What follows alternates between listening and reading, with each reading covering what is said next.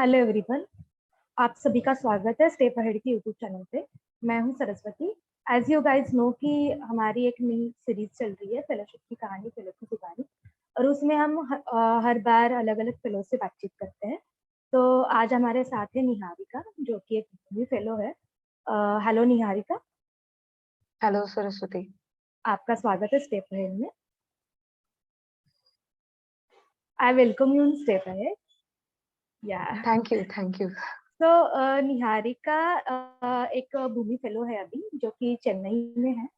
वो एक्चुअली अभी लोकेटेड भी चेन्नई में है, एंड वो बेसिकली उनका जो होम प्लेस है वो भी चेन्नई में है।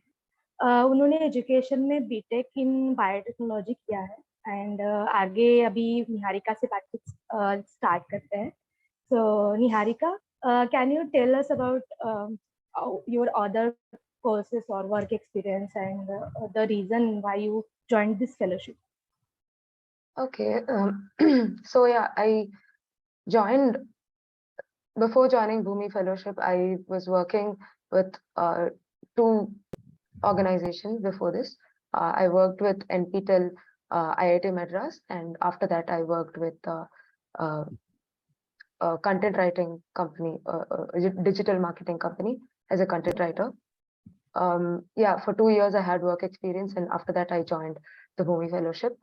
I joined this fellowship because I was very passionate about education, the whole education sector. I wanted to learn more about it, and I wanted to understand how NGOs worked and everything. So I joined the fellowship to understand and learn a lot about this whole sector in such a short time. So in 2 years, I wanted to learn a lot. Yeah. Okay. So can you tell us about the Bhumi Fellowship in your perspective? What is the Bhumi Fellowship? So the Bhumi Fellowship is a full-time opportunity for 2 years where you work on where you teach and work with the various stakeholders in a school environment for these 2 years. So yeah, throughout you engage with the various stakeholders in the school sector, in the education sector, like whoever is there in a school, like maybe the HMs, the teachers, the parents, everyone. Yeah. So let's come to the next part, that is application process. So what is your application journey and application to selection journey actually? How do you apply? What kind of information you have to deliver to the interviewer and other things? Okay, so there are 4 rounds in this application journey. So the first is the application where you can go and apply, and there are essays in which you'll be asked a lot of questions, and you'll be writing a lot of long answers from your personal experience. Yeah. So the second stage is going to be the telephonic interview, and after that you'll have your group discussion and sample teaching. That's a 1-day process, and also finally, if you're selected in that, also you'll have a personal interview. So we just want to know more about the essay part and in detail. So Okay. Can you tell us? Yeah. So these questions are asked to you to for them to understand, like, are you suitable for their this organization, not just this organization, for the Bhumi Fellowship. So whatever question is asked, I would suggest you write the answers from your personal experience, from your heart, from a place of extreme genuinity, from a place of truth. Because when you do that, you get to talk about it a lot, even in the further phone interviews and personal interview stages. You'll be able to talk more about it. So Niharika, just 1 second. What they expect from the applicants, in your view? I think they expect resilience. They expect how passionate you are towards the cause. So I think alignment with the cause is most important here. That's so in your essay answers, if your alignment to their cause, which is achieving equitable education for everyone. So when it is aligned to that, I think it is more probable that you'll get selected. Yeah, and what about the interview process? What do and don'ts for that? Do and don'ts. Honestly, it's just you'll have to be extremely genuine and speak from the heart. Whatever answer you have, it has make sure it comes from a place of empathy and like comes from a place of genuinity and your personal experience. I'm emphasizing on personal experience because that's That is exactly what they important. look. Yeah, it's deeply personal, the whole interview journey. It's very nice. Yeah. So let's move ahead, and we just want to know what after the selection, what exactly you did after the selection. You joined your location, and I think there is an induction or training process. So, what is your experience about that? So usually there is something called as an institute, which is the training uh, part for 1 month. Yeah, I think around 1 month. And here you are, you go through a very rigorous training process. It's rigorous yet it's very fun actually. The program team and the managers there, they make it very, very fun the whole time. But there's also a lot of learning, and there's a lot of learning through experience.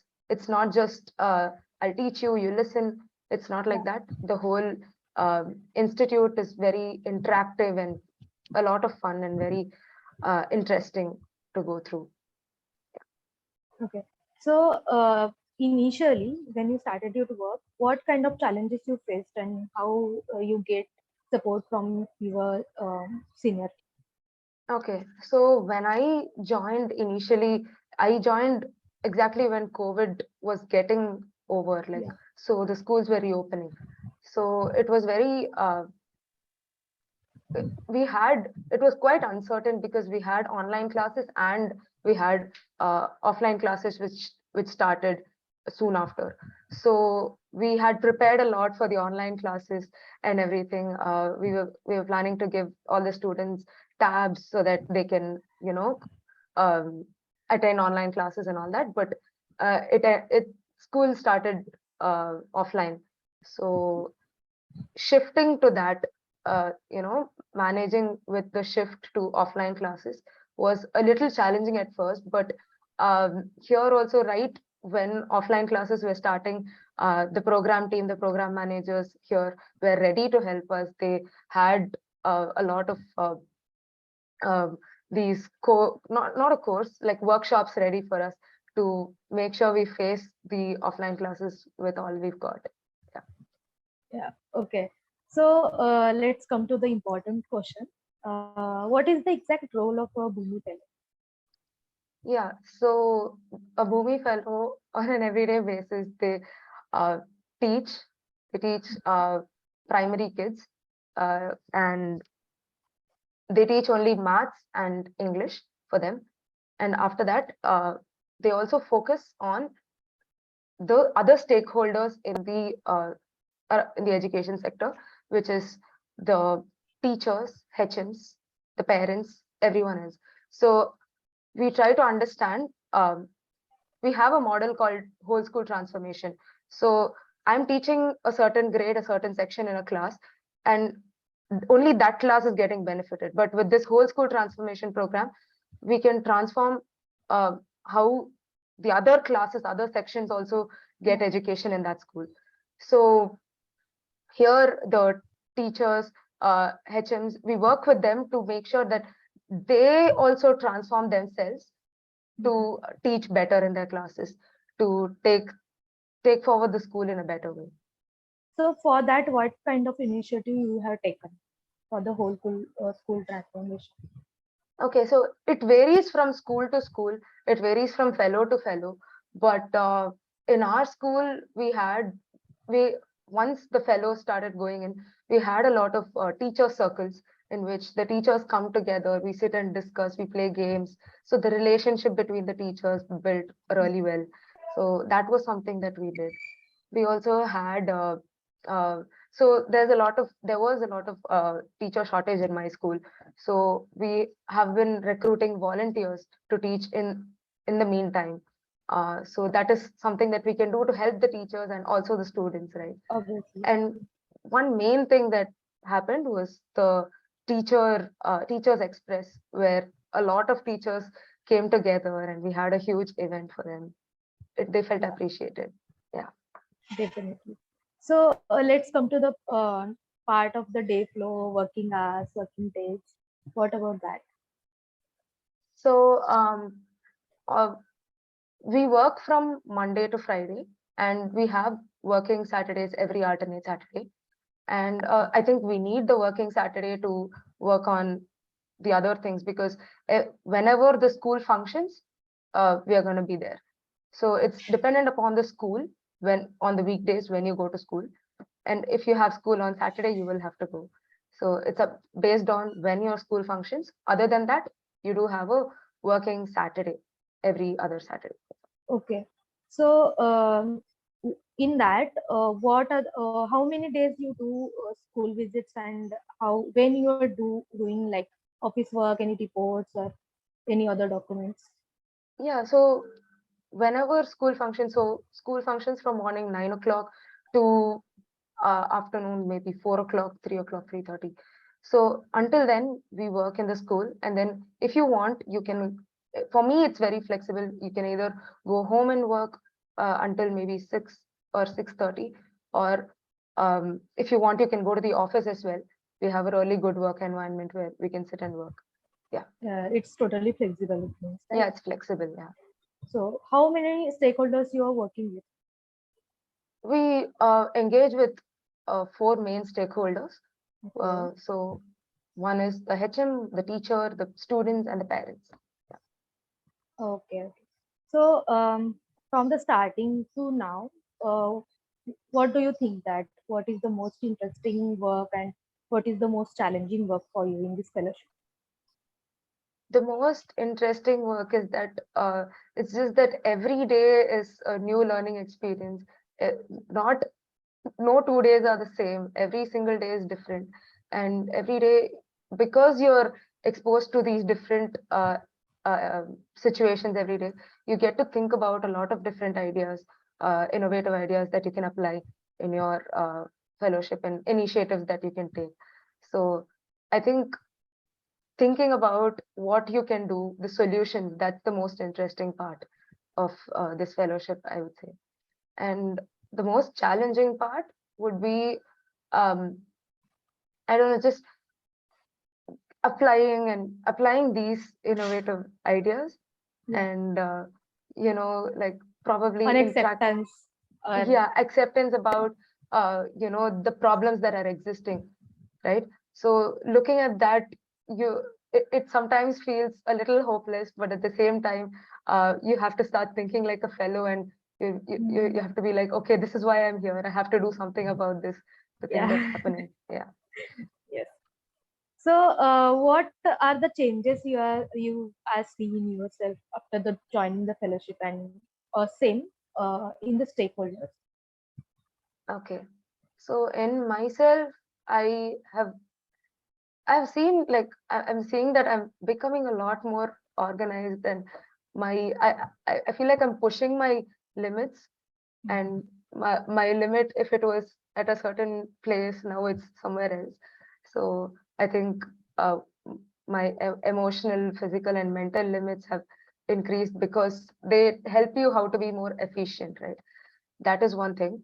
And with the stakeholders, there has been a huge um, mindset shift, because um, I would say in any class that I am in, or any class that we go to, um, after, so for, I'll give you an example. So I was teaching there was a co-teacher that I had in 2nd grade, and she used to use a little bit of corporal punishment, and like she used to find it really hard to manage like a lot of kids in the class. And what happened was, after I left the class and came to the next standard. This is my second year. I go to her class and she has all the different methods that I used to use. She uses attention grabbers. She uses a lot of the charts for behavioral management for the children. So it's a lot of learning. We learn with the teachers. I learned a lot from them and they learned a lot from us. So yeah. So Niharika, we want to know your experience about the processes of the Bhumi Fellowship. Processes As in like you were starting induction part or any camps or community immersion. Right. So every now and then, I feel like in here you get, so they arrange a lot of different workshops. So your learning doesn't end with institute. You have a lot of different workshops right when you need it actually. So for example, if there's something that, if you're finding it difficult to be resilient in your fellowship, or if you're finding it a little difficult to find do a certain thing like plan your lessons or anything, they're ready to support you with a workshop for everyone. So that's something that happens. And internally also we have a lot of opportunities to facilitate a lot of different sessions for your fellows itself, so that you learn within yourself also. So yeah, right when and where you need it, they give you different workshops or trainings. So in towards the end of the fellowship in the second year, we had a session on project planning, because we were going to do a project in the second year. So right when we need it, we have different trainings and workshops. Yeah, with this learning and experience, I just want to know what after the fellowship, what after the completion of the fellowship, what kind of support you get for the further career opportunities or any placement cell, any guidance? Yeah, so we do have, I mean, I haven't gone through it yet because it comes a few months after this month. But towards the end of the fellowship, I heard from my seniors that they support you with a lot of different NGOs that you can go to, or different career paths. So they ask you what you're interested in, whether you want to go ahead in the education sector, or you want to do something else. So if you want to stay in the education sector, in which field do you want to go into specifically? They ask you and connect you with a lot of different organizations. If they have connections, they connect you within the organization as well. So, and sometimes if there is alignment with the fellow and and Bhumi itself, so there have been fellows that have joined the organization as well. So yeah. Yeah, Niharika. There are some basic questions on which we can discuss. So, how much stipend you get in the fellowship, and tell us other benefits as well. Okay, so we get 18,000 per month as our stipend, and people who aren't from Chennai, who are out of Chennai, who are coming here and working in the fellowship, they get a 5,000 extra limit for their house rental allowance. That is something. And also whatever stationery you get, for stationery or like printouts or photocopies you get for your classroom, any decorations you get for the classroom, whatever you spend, that will be reimbursed to you. Yeah. And how much you get leaves and holidays in a year? We get to take leaves once a month. Okay. And we have 12 leaves a year. But the thing is, we also have our leaves are aligned with how the government school or the school's functions. So if we don't have a school on a certain day, so we get a lot of holidays other than these 12 days as well. Okay. And my next question will be there are some aspirants who are now currently studying or preparing for any competitive exams. So if they join the fellowship, it is possible to prepare side by side for the other course or other competitive exam? How much time they will get? Okay. I don't think they will get much time to focus on other, studying for other exams and all that, because they will be completely immersed in the whole, the fellowship and working in office and everything. So I would suggest not to prepare for any other exams side by side, because the pressure might get too much for you. This one thing is a lot to handle at one time. So Yeah, okay, and it's totally upon them as well, how they manage their time and all. Yeah, it's totally fine. I just want to ask one question. Like parents are usually concerned about the safety of their girls. So, how the organization take care of the safety of women fellows? we have a lot of so we have, I think, we have internal. So whatever issues we have, we usually go and tell our program manager or the next person over that. So there are a lot of people that we can talk to. So that is one thing. We have a very open environment where we can talk about anything to our program managers or the program team, whoever is there in it. So we get support immediately, whatever it is. And it's they're very nice to talk to as well. It's not a scary space. It's a very safe space. And I am a woman. I'm here. Yeah, I feel very safe in the absolutely. organization and the school as well, Yeah. because most of the schools have only women teachers. So, according to you, what will be the most suitable candidate for this fellowship? So someone who is very passionate about education, who wants to learn, not just education, but who wants to learn more about how not just the education sector functions, but how the government functions, or how someone who wants to develop themselves in a short period of time. In 2 years, it's you get a tremendous amount of learning within the 2 years. So someone who wants to learn. Yeah, someone who wants to learn, someone who wants to do work in education sector. Are you passionate to change in education? Then you can apply for this fellowship. This fellowship just for you guys. Then come to the last question, Niharikaa. What kind of message you want to convey to the upcoming batch and the next applicants? Okay, so when you're applying for the fellowship, I would say just be yourself. That's the best way to show them your most authentic self.